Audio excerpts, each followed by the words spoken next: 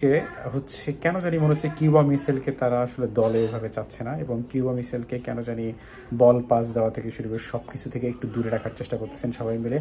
যদিও তাকে অন্যভাবে উপস্থাপন করতেছে সে এখনো ফিট না বা দলের জন্য প্রস্তুত না। আমার কাছে কেন জানি মনে হচ্ছে তাকে সবাই মিলে একটা যে ব্যাকফুটে ফেলানোর চেষ্টা করা হচ্ছে। যদি তাই হয় তাহলে টিমের বিষয়ে এই সিন্ডিকেটটা এখনও ভাঙা উচিত। বাংলাদেশ টিমের যে টিম ফুটবলারের টিম সিন্ডিকেট, খেলোয়াড়দের মধ্যে সিন্ডিকেট, নির্বাচকদের মধ্যে সিন্ডিকেট এবং ডিরেক্টর থেকে শুরু করে সবার মধ্যে একটা সিন্ডিকেট কাজ করে। এই সিন্ডিকেট যদি না ভাঙতে পারে বাংলাদেশি ফুটবল কোনোদিন উন্নতি করবে না এবং বাংলাদেশের ফুটবলের যে অবনতি হচ্ছে তা স্পষ্ট চোখের দিকে পড়ে।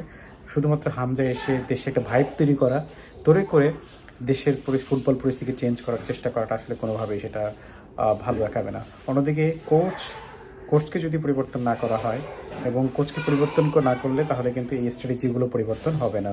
তবে আমার কাছে মনে হচ্ছে আগামী ইন্ডিয়া ম্যাচে বাংলাদেশ যদি ভালো করতে হয় তাহলে ভালো একটা স্ট্র্যাটেজি প্ল্যান নিতে হবে এবং ডিফেন্সে থেকে শুরু করে ফরওয়ার্ডে ভালো প্লেয়ারদেরকে আবার নতুন করে ট্রাই করা দরকার এবং তাদেরকে আরও যাতে স্ট্রংভাবে খেলতে পারে, শেষে প্রথমে মাঝখানে যেন গোল না খায় সেই বিষয়গুলো তাদেরকে কনফার্ম করতে হবে।